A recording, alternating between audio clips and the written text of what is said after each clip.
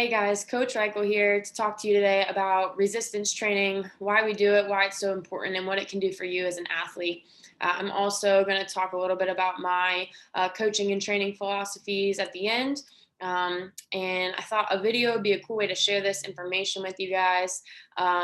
So I hope you all enjoy it. And as an added bonus, you get to see my whole face. So I'm going to start sharing my screen for the presentation.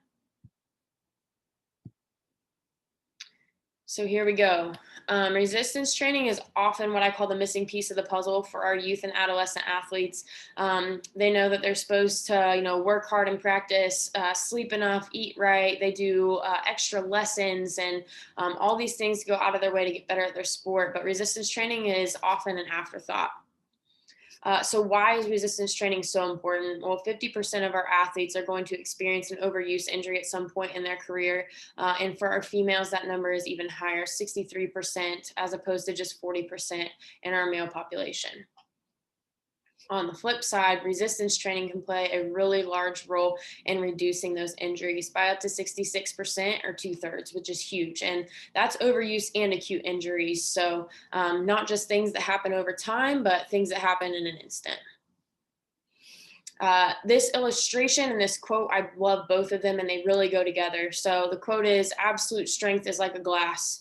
The liquid is everything else, whatever you want to do, whether it's baseball, basketball, lacrosse. And so the bigger we make your glass, the bigger of everything else we can fit in there. And so if you look at the illustration, your cone in this illustration would be your glass. And you can see on the left-hand side, if this is you, your baseball skill and how much you can develop is limited by your glass or your absolute strength, your movement skills, your ability to control your body, all those things that we work on in the weight room. And so then you can see on the right, if we resistance train and we crawl and we jump and we hop and we train all those things and we give you a bigger glass, then you have more room to grow in all of the skills that you want to grow in, no matter what the sport is. So I love that illustration. A big thing, big question for parents and athletes alike is, when should I start? When is it okay to start? I know there's a lot of, it's not research. There's a lot of myths out there about when to start and that it can be dangerous for young kids. But if resistance training is done the right way, it's actually really safe and beneficial for young kids. And the recommendations coming out now from the experts and from all of the research that's being done is that as long as a young person can focus enough to listen to instruction and take in those instructions and then try to reproduce them in a safe and patient manner, they're able to resistance train. And so, our sixth graders, they're awesome. Our seventh graders, our eighth graders, they definitely fit that bill, and they're definitely okay to start resistance training as well as long as they have that maturity.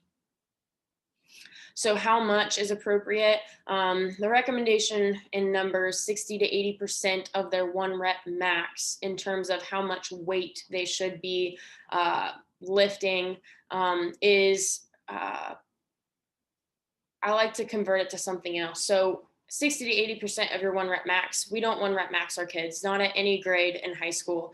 We will train and look at markers of improvement and keep track of our weights and how much we lift and all of that, but we don't do that with 1 rep maxes. So if I don't have 1 rep maxes to gauge my intensity and tell them how much they should be lifting, how do I do that?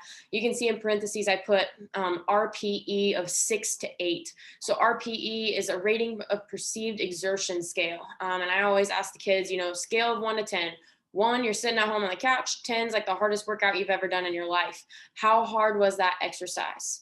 I want it to be between a 6 and an 8 on that intensity scale. Your bigger, more full body exercises, your deadlift, your squat, your barbell bench press, those types of things, I want those to be more in the 8 range. And then your accessory lifts, your smaller lifts should be more in the 6 and the 7 range. So we talk about intensity and how hard it should be and how to choose an appropriate weight. As far as volume or how much they're doing, 2 to 3 sets of 8 to 15 repetitions is recommended, and we stay within that, over 90% of the time, except for if it's appropriate to do something slightly different. And then 6 to 8 exercises per session is recommended, which we also stay within for all of our workouts. The exception being we warm up. We do a lot of things in the warm up: skipping, crawling, jumping, hopping, all these different movement skills. And then we usually foam roll at the end. And so those 6 to 8 exercises are sandwiched in between for the bulk of the workout. So my coaching and training philosophy really fits in with all of the information that I just gave you. For me, it's athletes first. My athletes are the reason I have a job, and they're the reason I love my job. So getting to know them and caring about them and loving them as people is first and foremost for me. Second is movement. Good, efficient, safe movement is our foundation as an athlete. And then load is third, because we want to put the load on top of that foundation. So I always liken it to building a house. If you have a really good, strong foundation, you can build a really big, strong house that's going to always stand. On the other hand, if you build your foundation on sand, or if your foundation wasn't built right and it's cracked, and you build your house on it anyways, you might get away with it for a little while, but eventually it's going to catch up to you. And so that's why it's so important to make sure that we are progressing things in the weight room appropriately, learning one skill before we move to the next, or before we add load to that skill.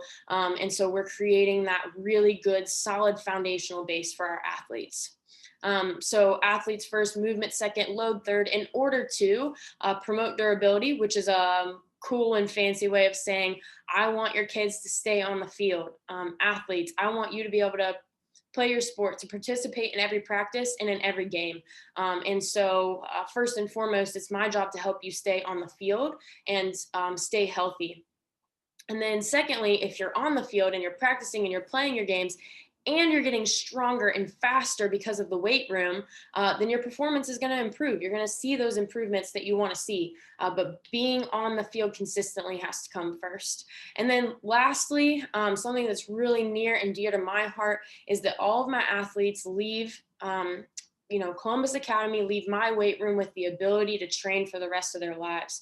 I want my kids to be able to walk into any gym for the rest of their lives and be able to put together a good workout and know how to execute it. I want them to be able to walk over and, barbell bench press, barbell squat, whatever they want to do, grab, 4 dumbbells and get a whole workout in, or 2 kettlebells and get a whole workout in, and just have all these skills to keep them moving and healthy for their whole lives. And hopefully resistance training and weightlifting and competing against yourself or with yourself can help fill that gap that competitive sports often leaves for our athletes. I know that it has definitely done that for me. So if you guys have any questions, please feel free to email me. Athletes, you know where to find me. You can always stop by, and I hope to see y'all soon.